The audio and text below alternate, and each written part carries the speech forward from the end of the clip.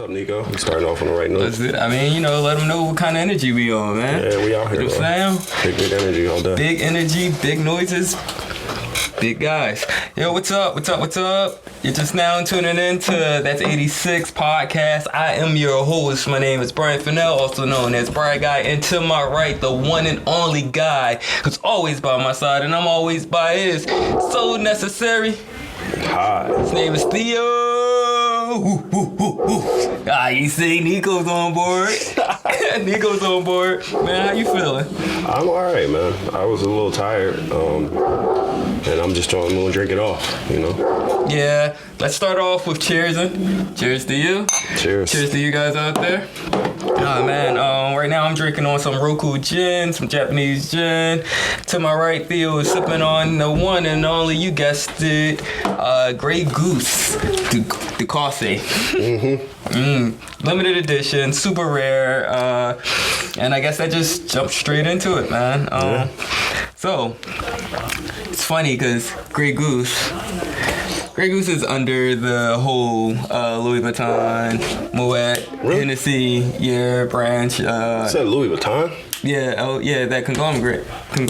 Louis Vuitton? Yeah, Louis Vuitton. Yeah. Not Louis the 13th? No. LV. Okay.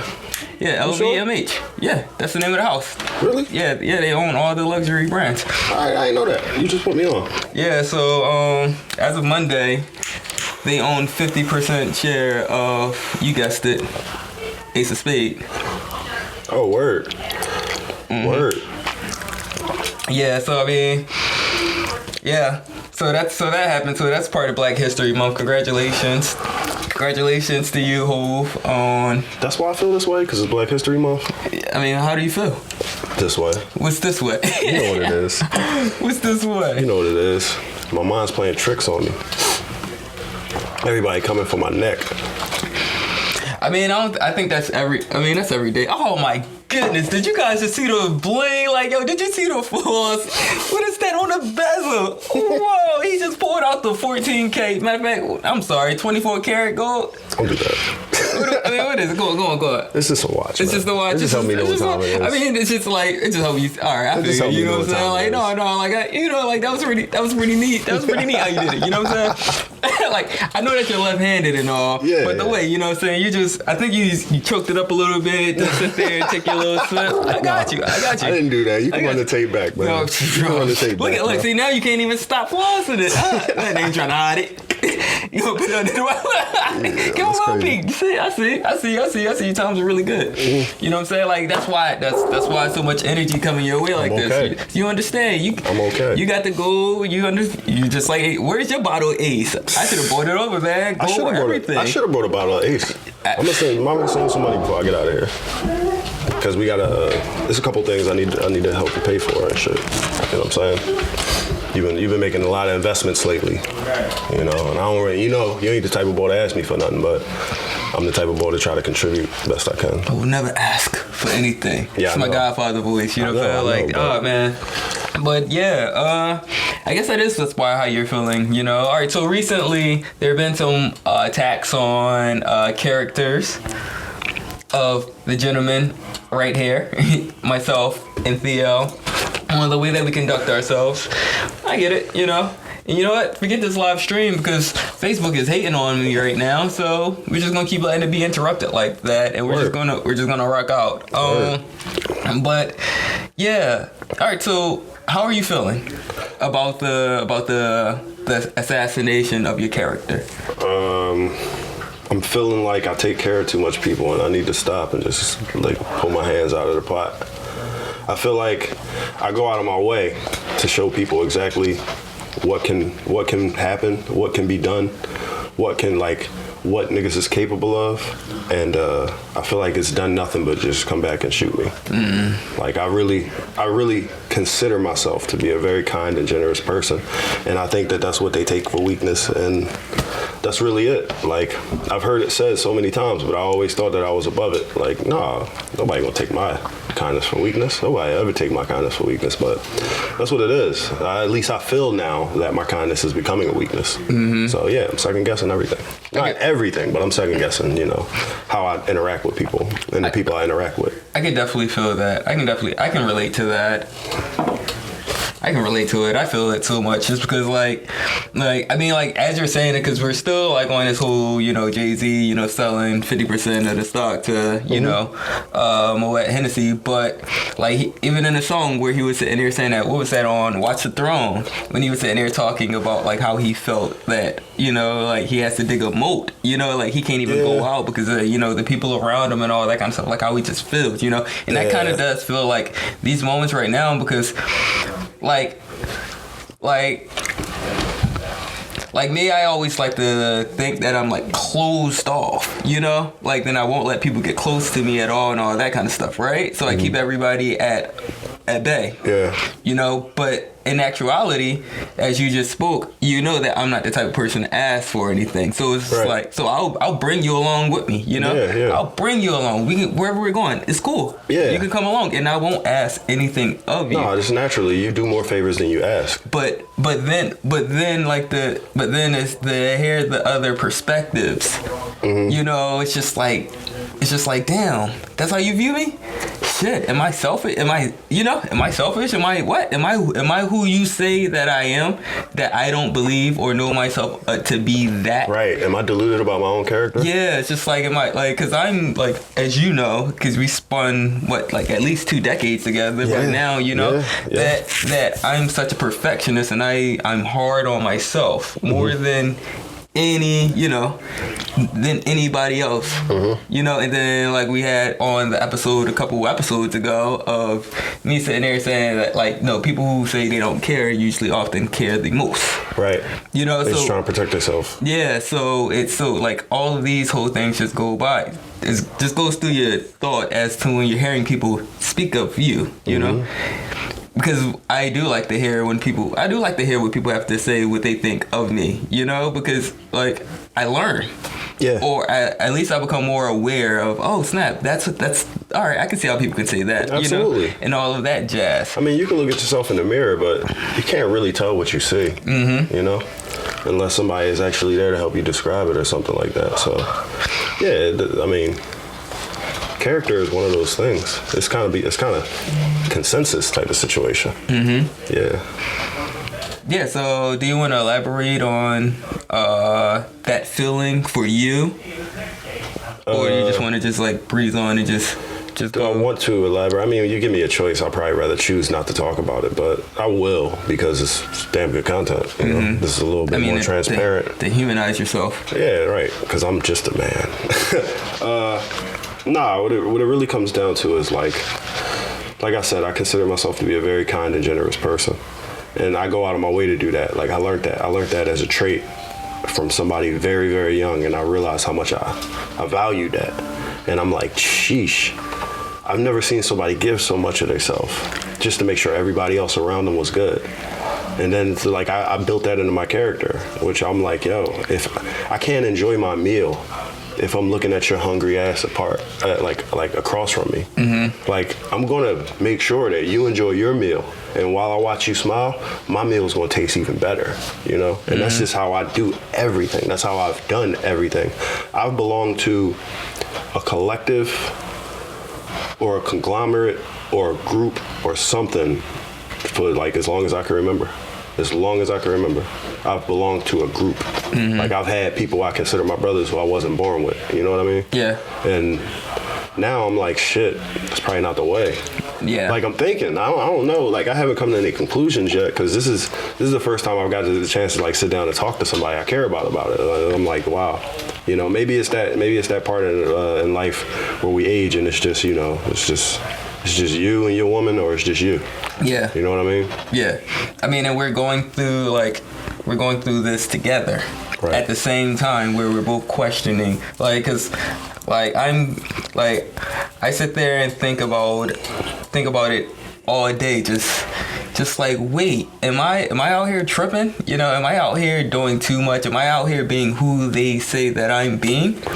Exactly. Or am I just being how I always was, and now that it's a little bit more they got closer on the to platform? you. Yeah. Like, since they got closer to you and they can see it a little more clearly. It's just like they don't like it. Yeah, type you know. of shit. So it's kind of hard because it's just like at this point I have no intention on like changing who I am. Right.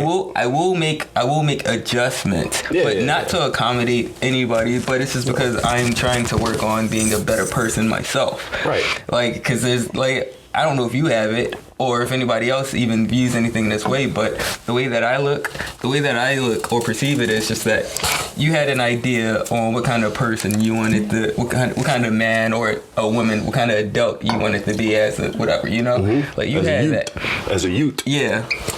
And you kind of like on your journey, you kind of start filling in those gaps of those traits of becoming that person. Picking up pieces, taking what I can where I can. Yeah, because I know that I wanted to be a patient person who was also respected, but not respected through fear, but just yeah, but not like that hippie kind of love. We're like, oh man, peace, love, but it's just like no, because the decisions you make, they're hard decisions, and I wouldn't know what I would do in that moment. I you know, like not that's what they would say about me, just because it's like, oh man, so that's where the whole where you would say, or where people would say the cold shoulder or the coldness comes from. Yeah, can I speak to that? Yes. Like as far as your character goes, I feel like you've always known what you wanted to do, and you always really, really have communicated very clearly what you want to do and what you will not do. And because of that, not only because of that, but you've always had an opportunity to be very generous to people, and you choose how you want to be generous to people. And you do that, and that kind of protects you, or at least it's supposed to protect you from the criticism when you decide not to do it. Like you're like, listen, I'm going to give you this 70%. I'm absolutely going to give you this 70%. I swear, I promise you, I'm going to give you this 70%. And then you put it up in hopes that they won't criticize you for the 30 that you keep to yourself. Yeah. Because you will give them a no. Yeah. And you're absolutely like uncompromising like, on that no. I'm not doing. Yeah, exactly. But and the thing seems is, funny. It seems you can't bitch about it because I gave you 70 already. But then that's the part where everybody misses. Right. Well, you know, they forgot. They wanted 100. They forgot about the 70 already. Yeah. Even in that moment, because of the satisfaction or the joy of it. Yeah, I can see that. Well, with me, it was always like, I don't ever want to be an old nigga, nothing nigga. I never wanted to be an old nigga, something nigga. Yeah. Never, ever. That's why it's just pay. But the thing is, the true joy of somebody taking care of you, or the lesson that comes in somebody taking care of you, is inevitable. It's just gonna happen. I mean, but then that becomes what's known as the circle of trust. That's the camaraderie. Yeah, that's the brotherhood. Yeah, exactly. You know, that's the relationship. Like, it's nigga, like I'm gonna nurture you when you need it, and you nurture me. We're gonna keep watering each other. And there's so many people, you included, that I just can't pay back for certain things that you've done. Can't pay you back. Like 2 weeks ago. I don't even know. Got me in the crib. Oh. I can't pay you back for that. Like, there's no amount of money I could be like, yo, I'm sorry for the inconvenience. I'm sorry for putting you through that. We're here having a conversation. You know what I'm saying? But that lets me know there's certain people you just can't pay back. Yeah. Right? But with that said, never wanted to be an old nigga, something nigga. So what I did was I went out of my way to make sure that I gave more than I took with every relationship. I at least tried to go out of my way to make sure I gave more than I took. I always wanted a nigga to look at me and be like, damn, he tried to look out for me. Like, you know what I mean? Yeah. So that was my policy. That's still my policy. But it's not working. It's not working. That's not the vibe I'm giving off. And that's the whole thing. Like, cause I can't, like, the way that I think, you know, it has that. I'm not a great businessman at all. You know. No, I can attest to that. But like, I'm working towards trying to get there, and this journey is just. It's not like the school curriculum at all. Definitely when it comes to the entrepreneurship, it's just like, wait, that's something like all of these things are things that they can't grade you on, that they don't teach you. You know, like all these behind the scenes and what you actually have to do. Like, yes, I went to school. You know what I'm saying? Yes, I know how to go. I know how to go this far because because of academia. Right. But outside of that, it's just like, wait, no, because these are the standard moves, but that's not reality. Yeah. That's not how it works. We're talking morals. We're talking character. We're talking values. We're talking things.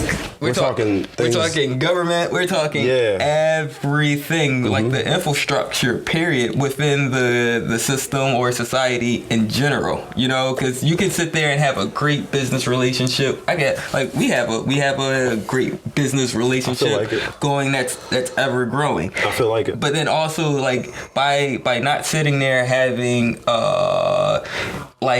employees or anything like that, it's just like no, everything we do 50-50, we're in this together, right? Like no, don't worry about it. Just like you were just saying, all the investments, no need to ask, because this is something I genuinely just want to do, so I'm already going to keep on building up, and I just need to make sure I keep up,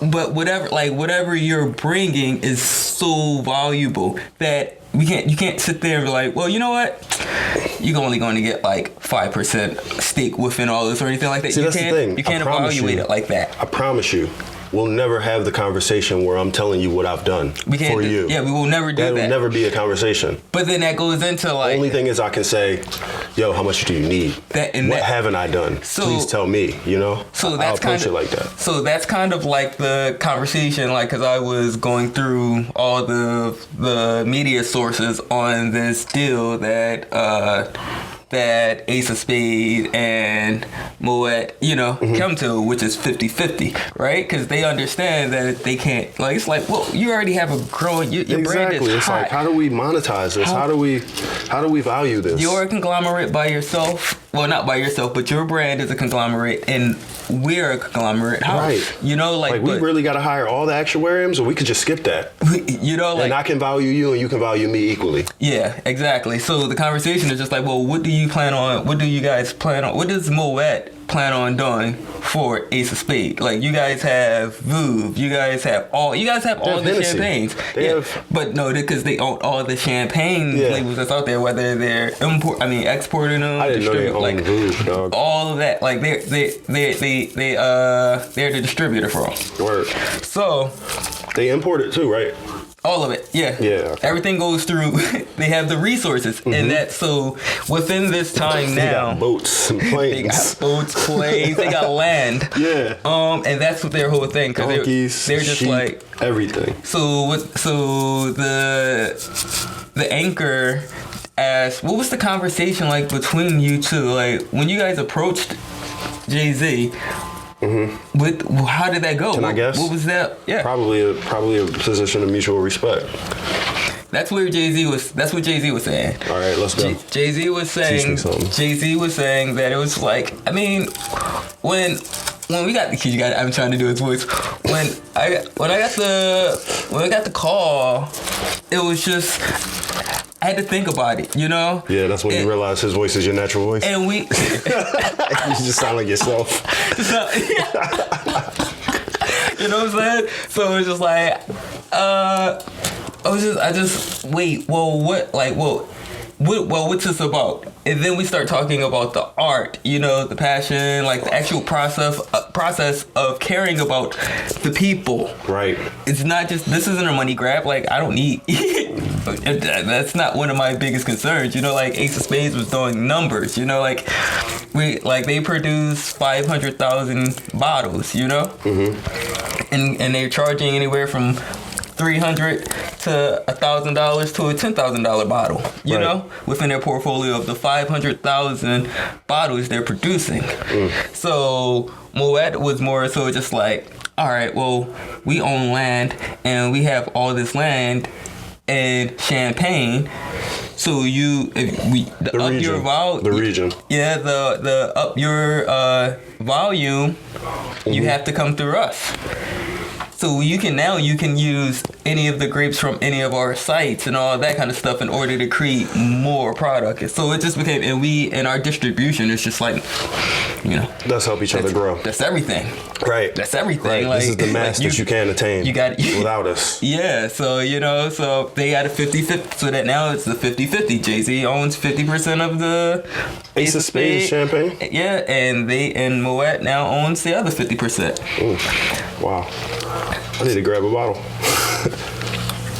I mean, it would have been better if it was 100% when it was 100%, but yeah, man, that's all right. It's still the same. It's still cool. It's still cool. There. And like, I think this is a really great business deal or partnership because it's 50-50, and like after having the conversation of the morals, right? You know, right, is what moved. You know, that like it's just like, all right, well now since I own 50, you own 50.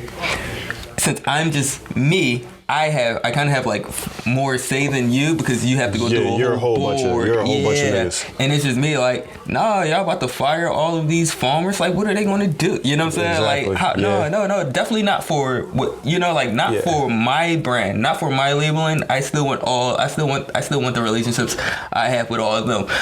Whatever move and all of them were doing, whatever you guys workings with their farmers. That was before I got here. I can't do anything. On that. Yeah, but like with these people, indeed. You know, indeed. and I have say, like, you guys all have to come to an agreement within your boards, but it's just me who has to sit there and just be like, it's not about the cost, like, you know. He has 50 and they share 50. Yeah. Right.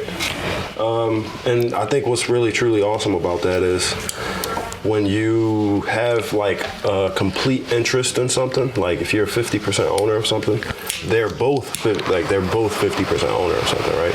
And these corporate fellas, these board members or whatever, they already knew what they was getting into. Yeah. But like, they still have to. Your motivation doesn't subside when you're 50%. Mm-hmm. When you're half and half, when you're just doing business, continuing to keep your same resources, keep your same interest. Yeah, your motivation doesn't subside. That's a whole lot different than if they would have valued his company and try to give him 20-30% interest. Yeah. You know what I mean? Then now he's looking at himself like, oh man, I'm minority out here, man. Honestly, y'all gonna lose more than I lose. Mm-hmm. You know? So that really would take away from somebody's motivation. If I was working with somebody, let's say like on this podcast, for instance, and me and you decided to have a third person involved, and we were like, we got 50 each. We'll let you have 12. We'll let you have 20. Mm-hmm. We'll give you 10 of each of our points. We'll both have 40 and you'll have 20. Mm-hmm. That's just that gives a person every excuse to not go as hard as fuck. Yeah. Right? Yeah. I would never want to do that. Yeah. I don't want that person here. Yeah. That drags down the fucking it's like you're not energy. Going, yeah, you're not going to be putting your all. You might not even believe in it just the same way. Right. You know. Right. That's what I mean. That we believe in it. So like coming here in the snow, yes, it was hard. You know. That shit's sleet, bro. Now it's sleet, but no, I came from snow. All right, it was rock so. Oh yeah. Yeah. So you know, it was. Then it turned when I got here, it was sleet. So it's like, all right, but like, no, the sleet is trash, man, because it's all fucking slushy. I know. I was going down the hill, and yeah, man, I was like, oh. I fell down my steps last night. Had a cup of tea in my hand. Everything just in the air. You ain't throwing no salt? No. Inside my house. Oh. Because I got wood stairs, some wooden staircase. Yeah. You know what I mean? Yeah. And I was walking. My feet were still fucking a little wetter than I thought they were. So I went straight down, and it was like that moment. I was just like, yo, this is not my control. Slippery slope. However I land is how I land. Slippery slope. Yeah. The cats ran away from me. They didn't trust me no more. It's like, obviously this guy. Yeah, it's like, oh no, hell no, he's gonna fall on us. For real. But I still connect all of this to what we were talking about earlier with the, you know, assassinating your character, you know, by making these deals. Right. Is because this wasn't an easy deal. Like, hell no. And it's just the beginning too, so who knows where it'll go. Yeah. This could become terrible. I mean, it could, or I don't assume it will. But it could. See, the whole what he as in Jay-Z was talking about within the interview was just like, well, we didn't sit there like with Ace of Spade, like we didn't do like the big marketing campaign like that any of these other brands did. Like, it was actually small, and it's still small. It's still a small operation. Right. But the way they got everything through is from like brand ambassadors, like actually going, like having these things, like you know, personal contacts. Yes. Yeah. So it was just like more of a grassroots project. I mean, and for it to have the influence that it does have, because he was trying to sit there and say, no, this isn't a celebrity brand. No. This is not just one of those like I put my name on it kind of thing. No, this isn't a celebrity brand. This isn't a rapper brand. Yes, that does help with the with his influences and his connections and all of that, you know, but it's still, no, all of the work actually came from the brand ambassadors, you know, the sales reps, that's all dope. The people that get overlooked within the marketing. Yeah. But that's still the marketing department, you know, like, you know, like, I don't know. That's important. It's not just like, oh, snap. All right, we're just going to make this there's something to be valued pretty and upheld. We're just going to pump a lot of money into it. And, Right. So this brand, he believes the brand has its own weight. It carries its own weight. It's beyond him. Yeah. Right. Yeah. I agree. Yeah. So he was just sitting there just pretty much just going through all of that and just talking about like sales since 2019, because that's when this conversation first was happening, 2019. During the summer is when they first gave him the call, and then in after the year ended in 2020, sales in Champagne were just like down 20%. So 20%, yeah, that was 1.4 billion or 1.4 billion that was lost throughout that year because people weren't buying as much champagne because still drink at home. Clubs That's good. Yeah, clubs were closed. You know, I mean, 20% to me, I thought it would have been a way bigger hit than that, personally. Just because, you know. But not just that brand, but just for the champagne purchases overall. Yeah, generally. But, you know, people still get married. People still celebrate. Yeah. Right? Yeah, I mean, shit. Like, we just did... we just did Ceylon, you know? Yeah. You know, so, yeah, you know, so people are always still going to drink and all that. But, like, even with that, you know, because I think Ace of Spade actually took a hit of 18% sales decrease. Okay. Even with all of that, that deal still went through just because when things opened back up, you know, I mean, and plus it wasn't in every market. So what they noticed with they as in the house, Louis Vuitton, Moet Hennessy, they said that this has, like, Ace of Spades opened up a new market. Right. Because they're targeting, of course, African Americans, Afro Latinos, right. They're just going for everybody that's non-white. That's actually kind of a new generation as well. Yeah, so that's willing to spend that amount of money, you know, and then what they would like to call themselves, as they are, because it's Louis Vuitton, Moet Hennessy, is that they just carry luxury brands, prestigious, you know? Premium. No, they use prestige.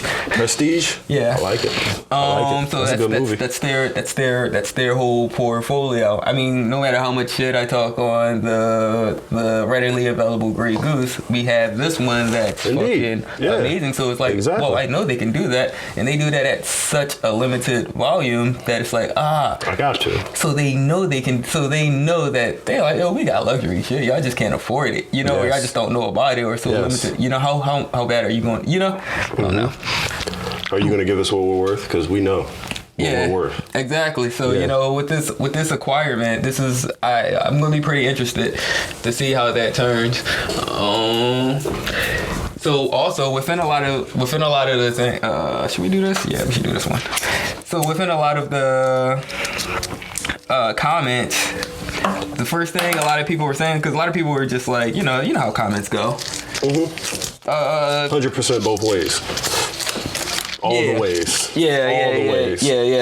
But a lot of people are just like, oh my goodness, like we're we're talking about Möet, you know, who's a trash, you know, they just didn't like Möet, you know, who portfolio and all of that. But now you have this rapper, he's holding the wine glass wrong. He's not even holding it by the stem, and he's drinking champagne, and we're supposed to listen to him and all this kind of Fuck stuff. that. Smash it on the floor when he's done drinking it. Yo, too. exactly. I was just like, wait. I was like, yo, it looks like he's having fun. Like, yo, I didn't smile like that since I was playing freeze tag. Wow. You know, man? Yeah. And he's 51 smiling like For that. real. He can hold the glass however he wants to hold the glass. So I'm you gonna know? start holding my glass like that. For real. I was like, I'm just gonna call it something. I'm gonna call it fashion. Yep. Straight like, up. Like I'm sick of like the whole slander or like holding it wrong. All right, so right now this is actually a really great champagne producer. I can tell because it's in a little bottle. Ployer, Jacquemart. And that little bottle probably costs the same as all the big bottles. Man, for real, this bottle was a lot. Word. Why don't you tell us? Enlighten us. Well, this bottle right here itself was only probably like, and somewhere between 30 and 40. Yeah, but that's still... Hold on. Man, I told you I'm making a point.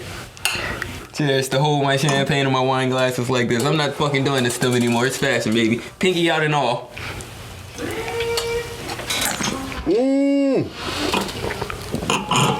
I breathed in the effervescence. See, that's something. See, they don't know about that, man. Ooh. Talk about effervescence. All right, so then after that, we're gonna do their rosé. I haven't had their rosé. I haven't had any of these. Oh, that should be fun. I haven't had any of these. Have I? We get to bust cherries Which together. one did I have? Nice. I don't know which one I had. But we got the sweet one over there too. Which one? The Right blue here? one. Up. Nope. Down. Yeah, that one. Got that offering. The demi set. So you know, yeah. Black History Month, Black Excellence. I was actually waiting to do these with you. I appreciate it, man. Because we've been doing so much sparkling, you know, and it's just like, well, let me keep on just putting you on dope producers then, Absolutely. you know. So Because I walk into a store, I don't know what to do sometimes. yeah, I mean, definitely after that Josh one, it was like, all right, gotta redeem a little He's bit. like, this guy is unlearned. No, I wouldn't say that. I wouldn't say that at all. But, you know, it's like, it's different options. And, you know, like, I'm pretty sure a lot of people, like, this is something that... I'm pretty sure all the good shit around my neighborhood is behind the fucking counter. I mean, already probably got locks on them.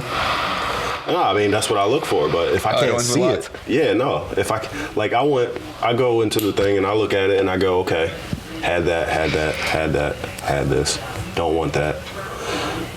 Okay, I've had all of these. Ooh, I've never had this. Let me try this. Whatever level it's on, you know what I mean? Yeah. Because who knows, you might be able to find something down here. Yeah. That for really real. is, you know. For real, exactly. But, so that's what I try to do, right? But you know, I'm assuming that they had better things that I hadn't seen. I'm assuming that there was something in the back.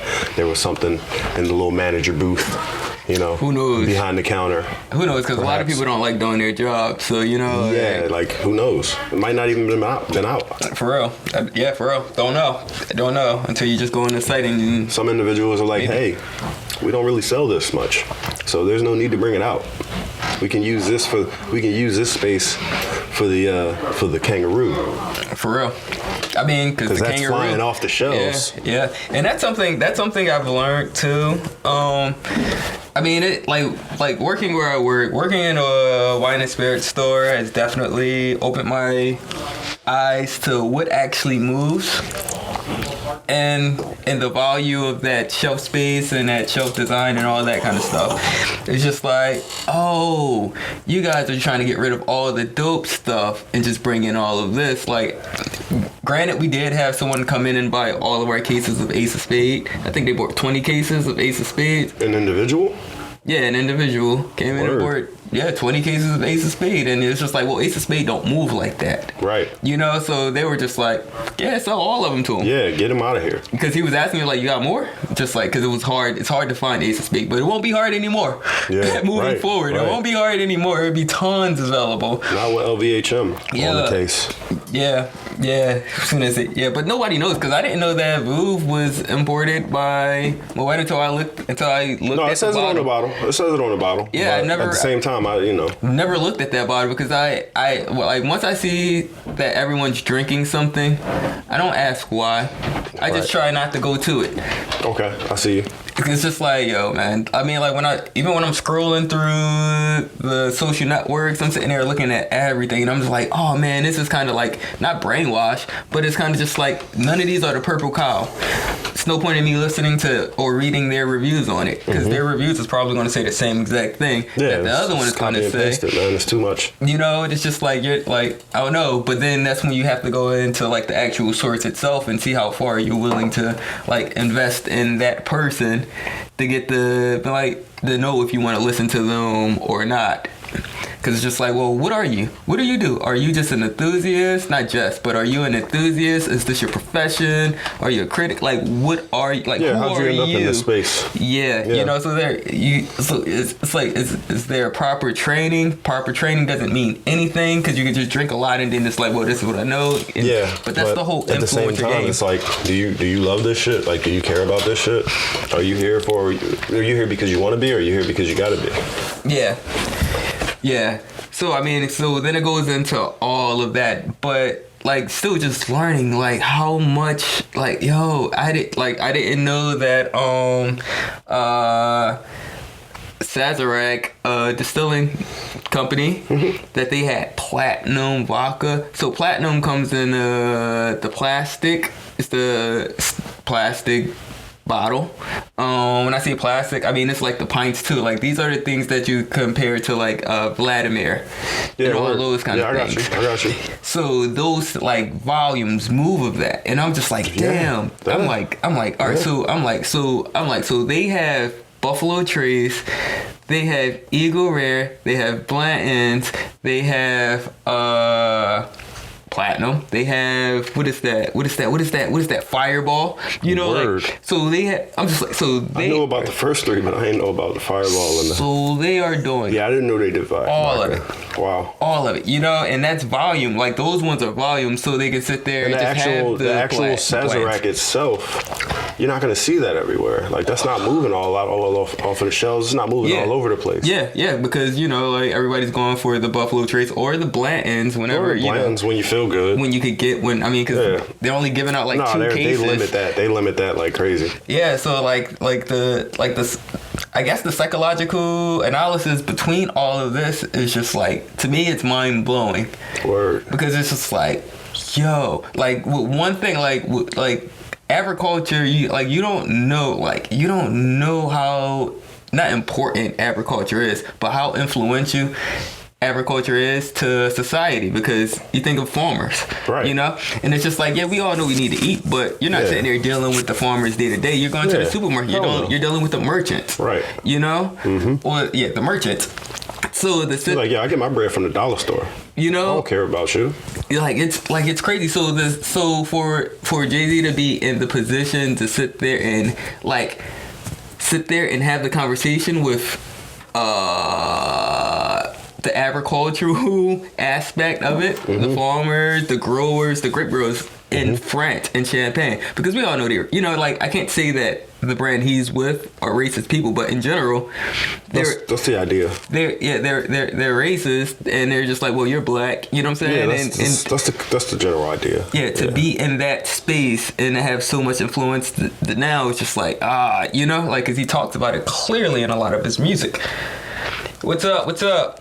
He talks about it clearly in his music on all of the struggles. You know, that's Emmanuel. Shout out to you. Thank you once again for tuning in. But the impact to sit there and like, you know what? I've been with this family since 2006 that we know of, because he could have been dealing with the family before. Show me what you got. Yeah. You know. And then to sit there and grow from that to owning it 100%. In 2014 is, I believe, the year he bought 100% of the whole brand out. Right. And then on top of that, 2019 is when they started negotiating a deal. And now we're just hearing about it. Yeah. Spring of fucking 21. Yeah. So, you know, I mean, but even, well, for him taking over 100% back in 2014, what is that, 6 years? 7's coming up. 6-7 years. Yeah. You know, to sit there and work that deal, like, yo, man, that speaks a lot, you know? That speaks a lot to I believe, his character within the business world. I mean, his mind didn't change over 7 years. His mind didn't change. He's just making moves. And they seem pre-planned to an extent. Not to give him too much credit. Because he has a great team around him. Right. That's what I mean. Like it's a Psalm. Like, the Psalm, they call him the Black Psalm. Well, he's the Black or the Basement Psalm. Come on, you? No. That was telling Biggie with the drink. Okay. Telling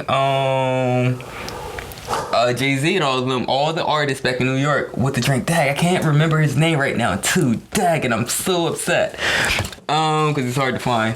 Yeah, I'm sure. I learned about it from I have the book, but he was telling the guys to go with Guy Charlemagne, which is another champagne producer. Well, another champagne producer, because it's actually really good. And who did it? Jim Jones listened to him, and Jim Jones started trying to like use his platform to put that producer on the hip hop scene. Word. Yeah, but also Guy Charlemagne wine is really hard to find. You know, definitely here in Pennsylvania, but in New York, that's the only place I was able to find it easily was in New York. Okay. Or is in New York. But he was telling Jay-Z, you should buy this brand instead of the Armand. So Armand is a little bit sweeter. So it's not what we're having right now. Right, it's not super dry. So it's actually user friendly. Yeah, so that's why Jay ended up going with that. But whatever, you know, like so. But all of these things, like the whole team, like granted, this guy wasn't on Jay-Z's team. This is just one of the guys that always had like so much wine in his basement. Of like he would pull something out for Biggie, just like, yo man, try this. Word. You know, he was the one that was sitting there telling these guys with the drink and with the investing in the libations area. Yeah, I didn't find him, but I found a chick from North Philly. I'm gonna highlight her. I'm dead cool. ass. I'm with it. Who is it? You ever seen her before? Oh yeah, that's the one we were talking about on Black Marketing. What? Yeah. Dog. Yeah. Yo, she went to Penn State. She's down. Shout out my alma mater. she's down in Atlanta. Yeah, she's down in Atlanta crushing it. She's actually doing a virtual tour with City Winery right now. Oh, okay. Oh, not right now, but I guess it comes up soon. She looked like she about 6'2". But yeah. That was the one that was on the cover. That was the one on the cover. After being inspired by Jay-Z's lyrics, what's better than 1 billionaire? 2. Anyway. Yeah. I just said that in a comment too to somebody. Yeah. Yeah, because they were talking about like Toya. We were just talking because I posted this, you know, everybody's critiquing him on how he threw it in the glass and all of that. And then I was just like, well, there's 2 billionaires sitting there brokering this deal. Like it's Felipe and it's Jay-Z. They were both billionaires. So, you know. Yeah.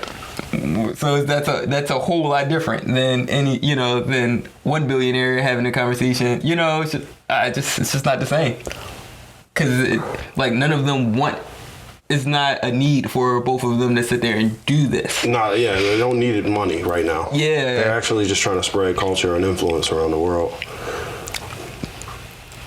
Damn, I'm trying to figure out her last name. Yeah, I don't know how to say it. Her name's Tahira. But I don't know. All right, so Tahira's. Did I do a shout out for her? Probably, but you got one. But yeah, she has the Hughes Society. Yeah, I see that. Yeah, so that's been bubbling for a while. Tahira Habibi. Yeah. Cool. There we go. Yeah. All right. So yeah. So like all of that kind of stuff is just like his team. This is a good team. Yeah. No, that's cool though, because all these dudes got put on by a lover.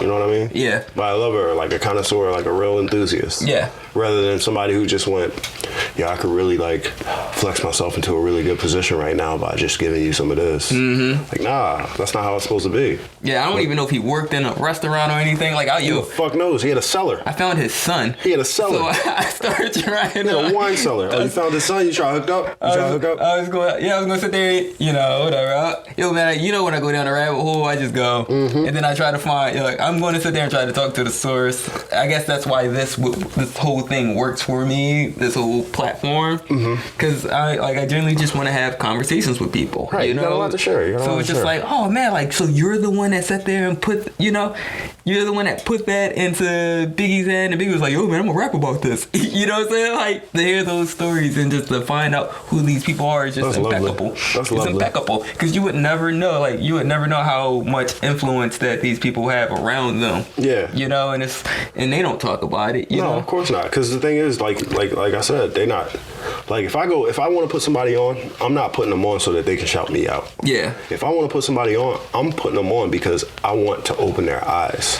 Like, not necessarily change their life, but I want to give them more options. Yeah. I want them to be out here thinking like, yo, this shit is unlimited. You know what I mean? Like, not even just what somebody showed them, what they can get into. You know? So when you put me on Bossa Nova, because I was in Rio. Well, not physically there, but studying that music culture, and you was like, yo man, you really want to check out Bossa Nova, and because I was more on my Diplo tip with trying to get that whole that whole dance hall influence going on, just with a different style. And then you're like, yo, this, and I was like, whoa, this is totally something I would love to listen to just myself. But I can't play this at the bar.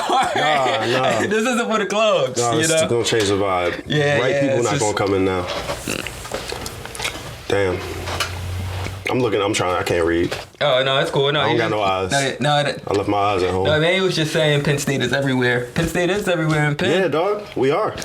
What they said, we went to every Super Bowl for the last 20-something years. Penn Stater has been in every Super Bowl for like the last 20, 30 years. Matter of fact, I think they might have said every Super Bowl. But I could be mistaken. That's ambitious. I gotta do my homework. That's ambitious. No, but you think about it, though. Like, Penn State is everywhere. Yeah. I listen to Mike Missinelli, Penn State. I don't know who that is. Sportscaster. There we go. But I don't know. I think it was pretty cool. Just for I don't know if the launch of that within media was calculated because it's Black History Month, almost the end of it. And it's like, oh snap. Big news right before Black History Month ends, to sit there and do it that way, or maybe who the fuck knows? This might just be the timing, but I do know this. I do know that it's going to be completely underrated for a really long time. Oh yeah. Nobody's going to really take it as seriously as it is for a very long time. It's easy to look at it and just go, "Oh, okay, billionaire making more money." But no, this is super significant. I mean, because in a sense, you have to understand that they are also in competition. Cheers. Because Duce. And that's what I was going to say. This is direct competition. Said, probably the first 2 or 3 times you said Ace of Spade, I thought Duce in my head. Right? So I'm like, oh, well, they already got Henny. What they need, Ace of Spade, you know what I mean? And then I'm like, oh, wait. Oh, shit. Yeah, man, that's monumental in itself. Even Donna, because when we were talking about, how sales increased 7% for Duce. Duce costs more than Henny, too. Yeah. Henny, a regular bottle of Henny, or when I say regular, VS, they just bumped it up to 45. It's probably around 43. Okay. But the VS, that's for the one everyone knows. That's for the 1.5. No, that's for 750. 750? Yeah, that's for $450. Yeah, that's for it's around $43, right? Right. Duce. They sell the littler bottles. The flagship Duce is 60. Yeah. It's 60. For the fucking 750? Yeah. See, I don't know from experience. I'm gonna humble myself real quick and be like, yo, look, I was a bar back. I used to stock them shits, and the bottles of Duce was pretty much smaller. Every bottle of Duce that we had, they're still the same. They're 750s. You sure they 750s? Yeah, bro? They're still 750s. You positive they 750s? Yeah, man, they're 750s. I don't think they were 750s, cuz. They're 750s. I mean, they have other ones they offer. They have the pint sizes. Man. They have other sizes that they offer. They have the half pints. They got the pints. No, I'm positive they do. I'm sure they do. Too. But I'm talking the ones that, first off, Duce only comes 6 to a case. You realize that, right? Yeah. So I do realize that. All right, yeah, I know you realize that. So I'm saying, when I used to stock the Duce, the Duce bottle it didn't feel like a 750 with me. I mean, that's because of the shape, it has that fat. I mean, I believe flat you, but I don't know if I believe you though. I don't know. No, that's fine. I mean, I'm just telling you just what they say that the volume is within the bottle. Right. 750. Okay. And not like I don't. All right. Since we're here. Go ahead. Because we have to talk about, because I was going to sit there and go with the laws within like French, or the EU period, is how strict they are on their rules and regulations. So that's why I can't see them undershooting, like the 750, because they got to protect. Definitely Cognac has to protect its reputation, because that's the reason you want to put Cognac on your label rather than brandy. Of course. I can't see them allowing anybody to skimp out on the volume amount, But that goes into how we're witnessing history right now, added on to the history of the Ace of Spades, but with whiskey. How now they're going to have the labeling, the requirements for proper Japanese whiskey. Yeah. Go ahead. Like, so within the Oh, that's a little motherfucker. Within the hospitality industry or within the manufacturing industry, I guess anywhere, but definitely within 750s.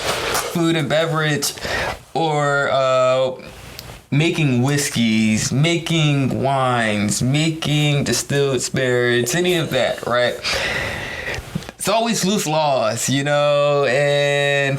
it's not that it's loose laws, it's that the laws is the laws. They aren't enforced. You can easily work your way around those motherfuckers if you want to.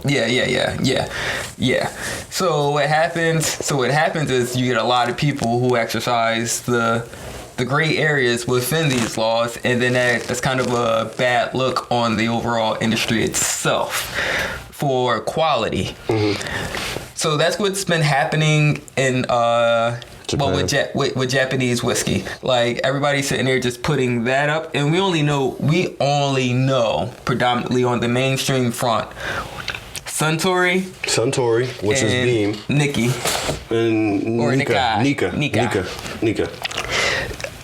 Somewhat. I've had a bunch of other ones. But you have to understand you're special. That's why I said forefront. No, I got you. Yeah, benchmark ones that everybody. Those are definitely Nika. Yamazaki now too. Yeah. But no, the Yamazaki is Suntory. That's under Suntory. Yeah, that's Suntory. So it's only two. What it is like.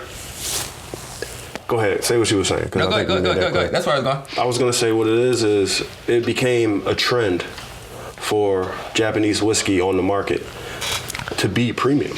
Like there was no non-premium Japanese whiskey. Like you wasn't gonna go find Japanese whiskey in a plastic bottle. Because it was only coming from. It was only coming from Suntory or Nika, and they specialize in quality. Yeah, that's family. That's still the same family. Oh, is it? Yeah. Word. Well, they specialize in quality. Oh, sorry. No, that's cool. They specialize in quality. Mm-hmm. So if you could, let's say. All right, a lot of shit is escaping me right now, but for the most part, the cheapest bottle of Suntory that you're going to get is Toki. Yeah. Right? As far as whiskey goes. We got locks on that joint now. Somebody messed up. Yeah? No, somebody just messed up, but yeah. All right, I got you. So that was the cheapest bottle of whiskey that you was going to find from Suntory. And the Toki, it's not expensive. It's probably like $26, $32. Yeah. $32? Yeah. It's around 30s. Yeah. Mid-30s. But keep in mind, 32, that's not in a lot of people's price point. Yeah. So that's more than that's about the same price as for J-Mo. Yeah, the same price as J-Mo. Yeah. But if you wanted to go somewhere a little cheaper than that, I mean, obviously J-Mo has its it's a couple of different things. You got your Elijah Craigs, Yeah. You got your cheaper than J-Mo's out there. Yeah. You know what I mean? Yeah. You really got your cheaper than J-Mo's out there. But who's Hibiki under? That's the same thing. That's under Suntory. That's Suntory. That's Suntory. That's still under Suntory. It's just a different. Yeah. It's a different expression. So, and actually, a little rare. But they do it different now. It's more floral too. But They do it different now though. Like the older bottles aren't the same as the newer bottles. But anyway, point is, if 33 is your floor, somebody was looking at this shit like, nah, we can go lower. And somebody was like, Japanese whiskey is in demand. It's obviously valued. And if we're going to have a new name, new expression, even new distillery almost, like, the fuck it. And we're going to make a $20 bottle. We're going to make a $22, $24, $27 bottle. We're going to undercut your Toki, and we'll see, we'll get it popping. Yeah. So, in a sense, I kind of welcome the regulations. In a sense. Yeah. In a sense, I welcome the regulations, but what messed me up about the regulations was the language becomes convoluted. And I don't like that, because now, to your average consumer, you know, your unlearned average consumer, they walk into a place and they're like, oh, so this isn't Japanese whiskey? No, that's whiskey from Japan. Yeah. And you're like, why? So I would rather Japanese whiskey had taken on another title or another name to keep itself kind of like elite, upper echelon type of shit, rather than creating like a bargain or economic alternative to the title of Japanese whiskey. I would have rather they said, okay, no. This $22 bottle of bullshit that you're buying, yes, it's still Japanese whiskey. It's from Japan. But however, this Toki, this is a premium Japanese import. Like some shit like that. I would have rather they, instead of lowering the bottom, lowering the floor, I'd rather they just raise the ceiling. Yeah. You know what I'm saying? Yeah. Like, the price is gonna stay the same. It's all just really how you perceive it. But I would rather they just raise the ceiling rather than lowering the floor. Yeah, I agree all the way. I do. I mean, it's not much more I could really even add to that, because that was a great analogy. But I just still I think that it's gonna help out more with brands for marketing standpoint to differentiate between the two once they figure it out exactly, because it's still early on, still in its infant stage, you know. Yeah. And then like apparently it's a brand new development, right? Yeah. This is within a week. Yeah. Okay. Yeah. So it's got. Because you still got to get it. It's going to take a couple years, you know. But then that's why you have the marketing gurus out there. Yeah. Every marketing person that's really a guru hates being called a guru, but you know. Sorry, you flower lover. No, but this is the funny part. I sent it to my boy Noodles, right? What up, Mike? Roker. Nice. What up, Roke Dog? Pay your rent, nigga. So I sent it to my boy Noodles, and he was like, finally. That's the fucking only thing he said, because he's a buyer. He's a copper. You know what I'm saying? He worked in supplies. So I'm like, oh shit. I didn't know this was something that you was going. I didn't know this was a struggle that you had been dealing with for a little while. And I'm like, I mean, you know, it's the information. And then he was like, nah, I can't really, no, not professionally, I can't really use it. But I just need the knowledge. No matter what, I need the knowledge. And this is a man that's chasing something. And I love it. I respect that. Shout out to you. But realistically though, he said finally, and that really changed my perspective, and it made me think like, damn, what's the problem? What could the problem be? Like, what the fuck? Like, because you're expecting something. Like, if you're like, I'm looking at this and I'm expecting something. Right. You know, I got you. Like, like all this means, it's like, oh snap, all right, cool. Like, one thing that I do look for when I'm looking to purchase for myself, you know, is I'm whatever, but like. What I notice on like really higher end bottlings or offerings. This motherfucking rapper. This motherfucking rapper right here. Oh man. They should have cut you. They tell you They tell you the process. They will give a lot more information on the actual like bottle itself. Yeah, they don't seem to have as much to hide. Yeah, it's just like, well, we sit there, this is how we do it, you know? And they'll go into like whether they use machines or if it's hand-picked, any of like these buzzwords for like people that know. That should say that on the bottle. It actually says it on bottles. It's pretty lovely. Every good bottle of whiskey says handmade, and it kills me.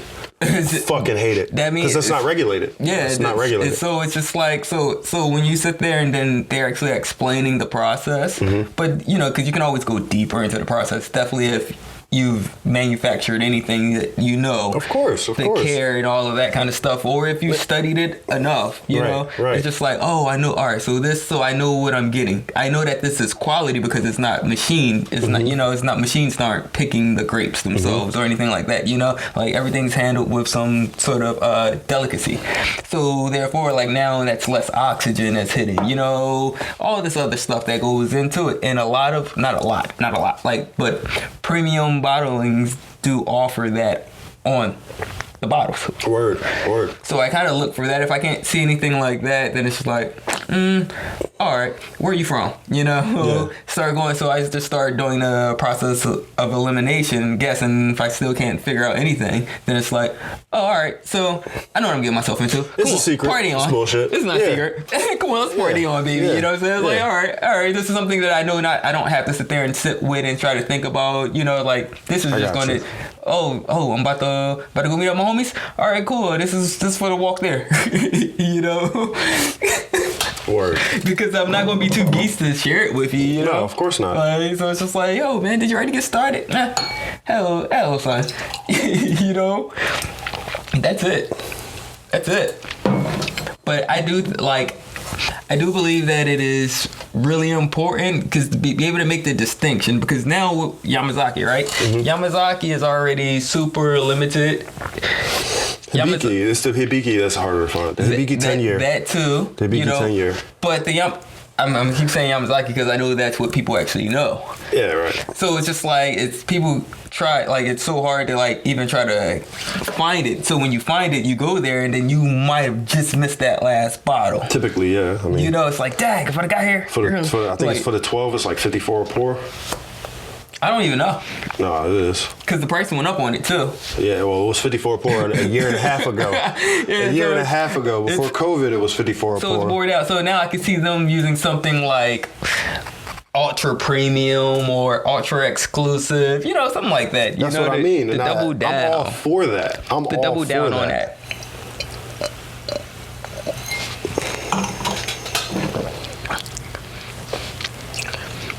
But we're also thinking about, right? Mm-hmm. We're also thinking because, I guess because we're talking about like legacy acts or legacy brands with the Suntory, you know, like all the new ones. Forgive me, it was Hibiki 12. Go ahead. All of the new ones, all of the newer distilleries that's opening because resources are now becoming more available to everybody, to the masses. So it's not like now everybody knows that you can sit there and make whiskey inside your backyard or your garage or whatever. You know what I'm saying? So now more people been at home. You're right.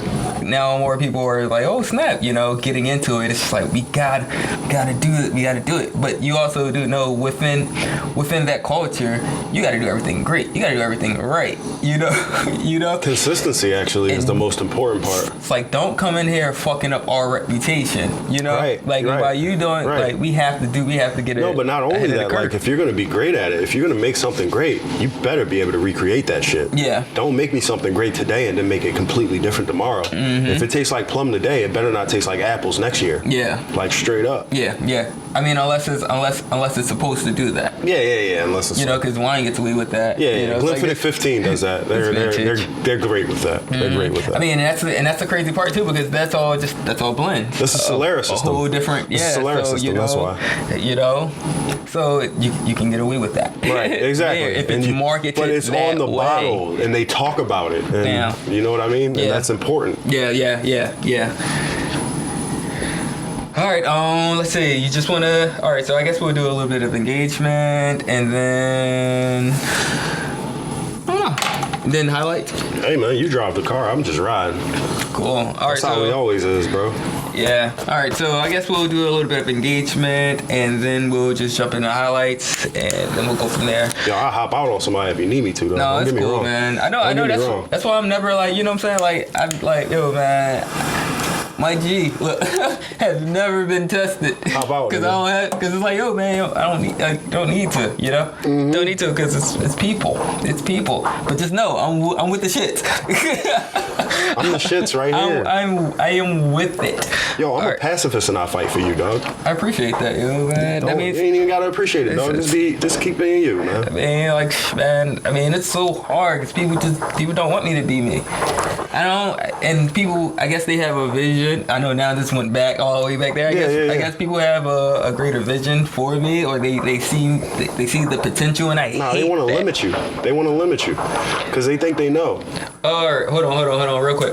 Alright, so Hibiki 12 was discontinued, replaced by Harmony. I remember that. No, I know that. But there's still bottles obviously around and they can't be found. That's what I'm saying. But you can find them. Like, I know a couple places who do. And they were the first brand to have success in the US. For real? Hibiki? For real? I didn't know that. I can see that because of the bottle. I mean, it's a beautiful bottle. I mean, it's kind of like, I mean, if you want to do that, you know what I'm saying? Like, this bottle. Yeah, but it's the same. That's Suntory, I know. They know what they're doing. It's the same, you know, it's just not an octagon. But yeah, definitely. Thanks for the info. Because I'm going to say humbly, I'm about 2 years removed from all of this shit. Yeah, I mean, but that's why I kind of just like stay on it, you know, just like of course. As you should. It's for me. As you should. It's for me. Like, I just want to keep on getting better and better. My last industry job was the Fillmore, bro. I mean, that's nothing's wrong. I don't think anything's wrong with it. I don't think it's wrong with it. That's amazing. No, I mean, it's great, but it's definitely well removed from my whiskey knowledge. Mm-hmm. And, you know, yeah, I'll take it. See, and that's a whole nother conversation that I want to have on another day. Like I don't want to say camouflage, but to be able to fit in wherever you go. That's something that you only learn while you're in this industry. Because it's like one day you might be at a whiskey bar. Next day, like, you know, you might be at a jazz bar. Next day you might be making cocktails. Next day you might just be in a dive bar. You know, like, it's so many different themes and spaces. Like, I wouldn't have been as involved in Indian cuisine as I am today if I didn't work in an Indian cuisine restaurant, you know? Yeah, you know how many times I was at a restaurant and you was never there? Yo, man. I swear I met Yuri, though. You gotta imagine. I met Yuri. Yo, people come into the Wine and Spirits and they're just like, yo, I'm here to see Bryant. And they're just like, oh, man, he's at lunch. Every time. People are like, yo, you always at lunch. I'm just like, no, see, the way that the time. The way it works is I split my lunch up into 5 sections. It's like, yo, man. Man. Yeah, I dig you, though. I dig you. But yeah, so that's something I do want to delve into at a later date, probably next week. Yeah, we'll do it some other time. Yeah, because I think that's something to be had because you learn so many different skills. Yeah, absolutely. But yeah, even going back and into you only value what's relevant. Yeah. That's the part that matters. Like, you think I'm at the Fillmore telling motherfuckers my whiskey? No. No, like, I'm not. PBR? Yeah. All right, got you. Yeah. Strokes? $5. Hell yeah. Yeah. You want the perpetual? I got you, dog. Yeah. You always got perpetual. I mean, but then that's when you also learn about, like, you learn people. A sense of people. All right, so that goes back into like, all right, so people see the potential in you, and then they're trying to, I don't know, project that on you and force you to be to where they see you instead they put of just you in like a where box. you are. It's and like, I hate using that analogy. They put you inside of a box and they say, this is where he belongs, inside this fucking box. And you look at him and you go, you don't even know me. Like, well, you kind of like no. You got a gist of me. You know me. You know me, but you don't fucking know me. You don't. You saw my face. You saw my face. No, you saw it really clearly. Even close but that's ones. all you saw. Even close ones to you. Yeah. Okay. You know? Even close ones to you. Even close ones to you. That's even what. Close ones to me. Because I mean, because I know I've done that to you before. You know, definitely with music. You know, because I know the talent that you do have. You know, and I heard the unreleased music. Word. But it's taking to this moment now where it's just like, oh man, you know, like it's already a lot putting something out, you know, because it's vulnerability. Indeed. And I told you, just like I told everybody who's probably listening, and it's also a lot of work to do it the right way. Who will listen? Yeah, but you learn that. Yeah. You learn that later. That's like, yo, I've been working on being transparent and vulnerable for the last 2 years. Yeah. I've been sitting there telling people like, yo, man, I'm working on just being like transparent and vulnerable, you know, and I think I have achieved that really great by doing things like this. Mm-hmm. You know, like no matter the backlash that I get from whatever I post, you know, whatever I say in that moment, it's like I said it, and I could wake up the next day and just be like, oh shit, well, I said it. I don't know, yeah, I still believe it, but I must have meant it at the time. Yeah, but I'm over it. Better to get it out. Yeah, I'm over it. Well, cheers. You know, like move on with life. So like in all the verses that Jay-Z was speaking up to all of these moments till now that we speak of, like how everybody's sitting there talking about, oh, judging him for holding his glass like this, man. I'm telling you, this is fashion right now. Like, come on, I'm holding it like this with a cigar in my hand. Fuck you guys. Sorry, not sorry. Respectfully, management. You know, like this right here is fashion. This is unapologetically hip hop. That's self-expression. I could do this. That's self-expression. I could do this. I can do this, and it's not ruining. It's not ruining the champagne at all to me. That's just gonna be gone way before it gets warm. Like this glass is so thick. Like this isn't. Well, I mean, this isn't Rito at all. Like this is IKEA. So like, I can hold it however I want to. You know? This shit ain't even for wine. Yo, you make anything for wine. Yo, if I had to drink wine out of a Solo cup, I'm drinking it out of a red Solo cup. We take that shit to the dick. Yeah. Look, drink take straight that out shit the to the bottle. dick. Yes, sir. Get it all in my eyes. Grab some bubblies and fuck it up in the alleyway. with your homegirls. Oh my god, come on, ain't nothing better than that. Or homeboys, you know what I'm saying? Like, yeah, whatever you prefer, however you roll. I mean, I ain't judging nobody. I ain't judging nobody. You silly, crazy. Oh shit. But yeah, like as he speaks, he speaks about all it. Like, I mean, he speaks highly of Memphis Bleak. Nigga, come on, are you serious? Like Memphis Bleak been riding for him, you know. I swear, Memphis Bleak catch bodies for this boy, bro. Like it's just like he need his own expression. Like, I mean, he got his own. He got his own. He's doing fine. Yeah, he's doing fine. Let's never question that. Yeah, seen this thing on a Revlon commercial. And I was like, yeah, he alright. He alright. Yeah, he alright. He's chilling. I mean, he got his own podcast. Like, yo, there's a Bleak podcast. Yeah. Bro. It's on Tidal. Bro. Oh, I can't access that shit? No. It's my on Tidal. Spotify ass can't access that shit? No, man. Let me see. It's on Tidal. Somebody pirating that shit somewhere. It's on Tidal. But, yeah, Fred said we keep freezing, which we know. Yeah. Sorry, it's cool. Fred. Yeah, sorry, man. Appreciate it. I appreciate you being here, though, my G. I mean, but they'll also get it on YouTube. Yeah. Once it's all done. Yeah, YouTube and and Spotify and all the other. I mean, that's 86'd.com. Yeah. Oh yeah. That's 86'd.com. Don't forget. You also get it there too. Things can be found there very simply. Yeah. By typing in www.that's86'd.com. Oh man, like I was sitting there thinking about all of that too. Like adding ads, how would we do it? Just like that.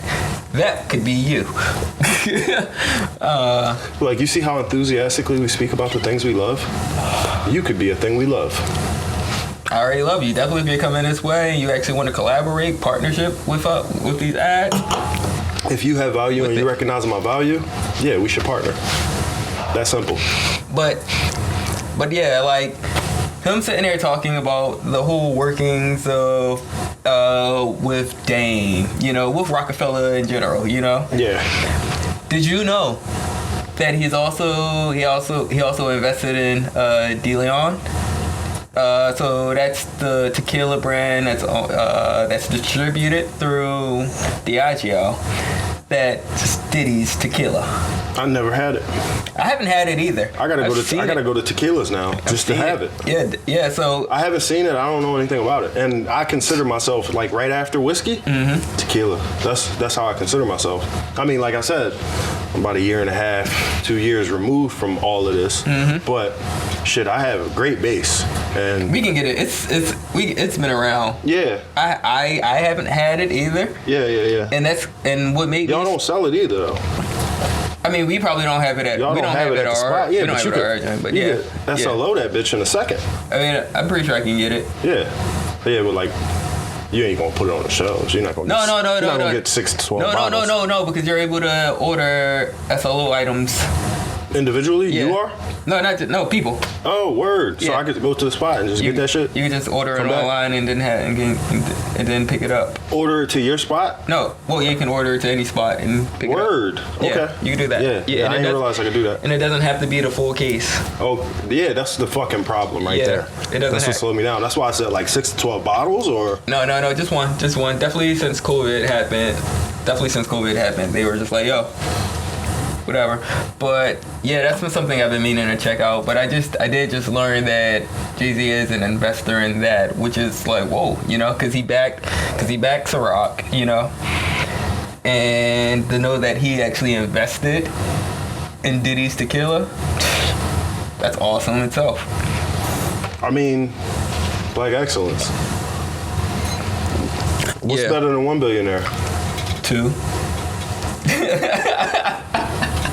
I mean, and that's how you get deals. All right. I spelled permanent wrong. No, that's cool. All right, so I guess we're going to move on to the highlights. How much time do you have? I told this nigga your internet changed.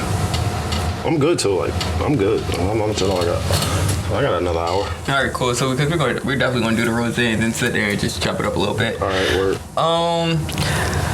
Highlight. I want to give a highlight to Tahira Habibi.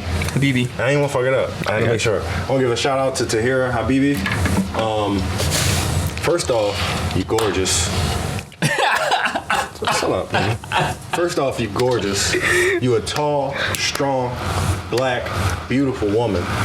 And you using that to big up something that you love. You know what I'm saying? So not only is you repping, but you already came into this earth talented and special. And you're using that to excel a whole industry. You know what I'm saying? You putting on a whole people. And you putting people on your back while putting on a whole people. So I appreciate that. I just want to say thank you. I want to say keep up the good work. And if I ever meet you, I owe you some stuff. You know what I'm saying? That's all I'm saying.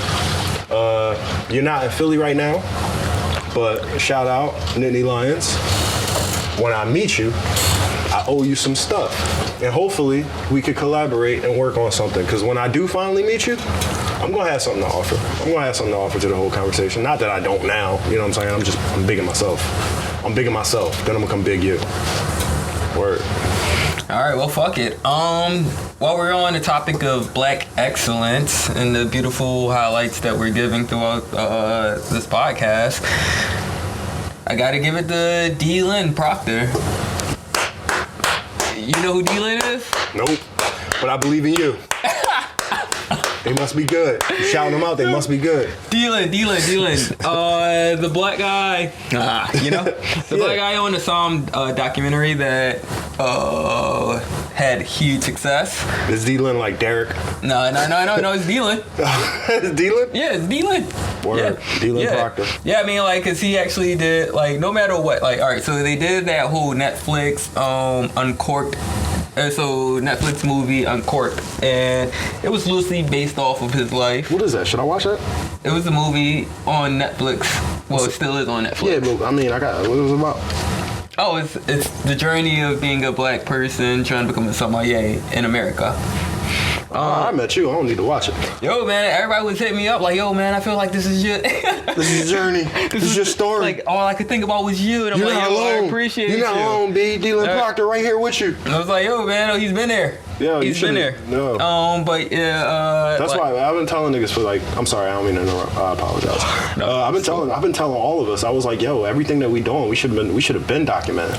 Remember when you had the, you know what I mean, the camcorder? Yeah. I was like, yo, bro, everything we should have been documenting all of this shit and putting it out because the journey is the fucking. It is content, bro. It is. That's why I start grabbing these more and more. You know what I'm saying? Like, I owe you money. I heard Dame Dash said that during all right, man, D-Lynn. So yeah, shout out to you, D-Lynn. D-Lynn has been one of the trailblazers in modern times for black psalms, black sommeliers in America. Like I posted a long time ago this interview, right? This interview, not on him, but they were asking him like, yo, so what do you do? What's your like day to day? You know, and he was a psalm at Wolfgang Puck's place in Texas. Word. So he was sitting there explaining. He was just like, okay, he actually broke it down what it meant to be a beverage director. Yeah. Because he was like, if you're a psalm, you're pretty much a beverage director. That's straight up. That's what you is. Yeah, it's like let's not. Because Wolfgang Puck, man, they worried about volume more than they worried about a lot of other shit. Yeah, cut through all of that. So it's like the first thing I'm thinking about is, all right, cool. How many motherfuckers I need to please? How can I sell? How can I get more bottled water sales? Because that's where the profit margins is. What's the soft profit margins is. Beverages? These niggas sell bottled water for $4. Yeah, man. So I work for Wolfgang Puck. That's why I'm talking like this, bro. I understand. It's crazy.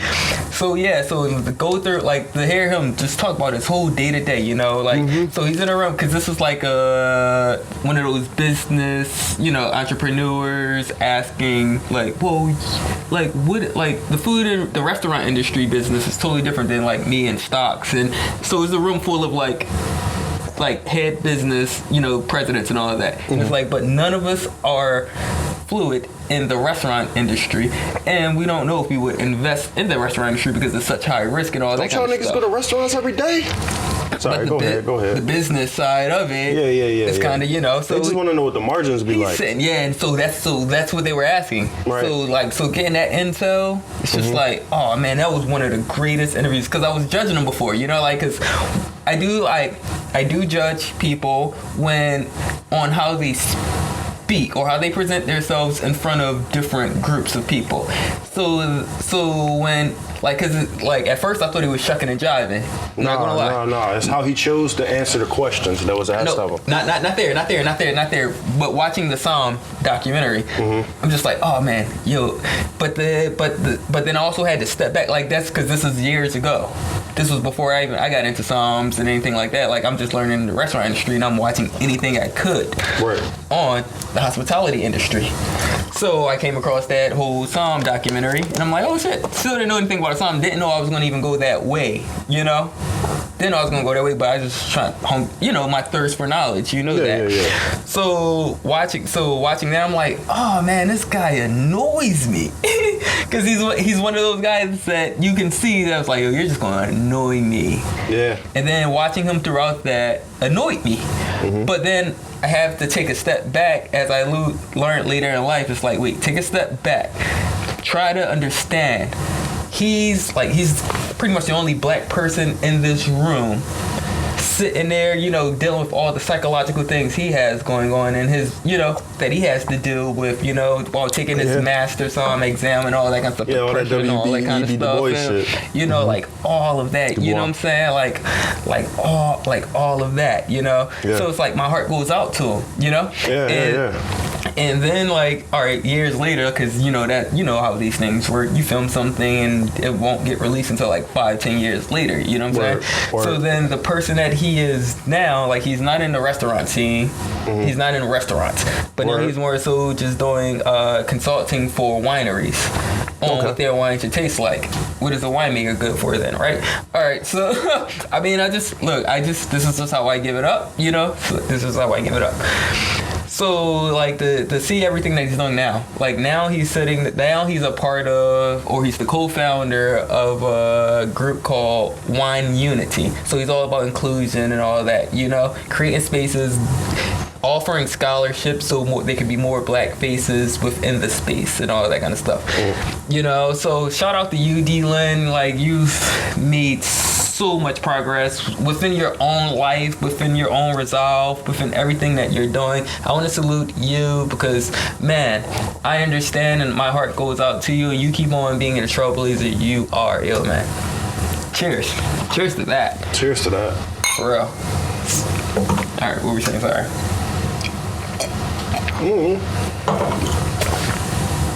I wasn't saying shit. I was listening.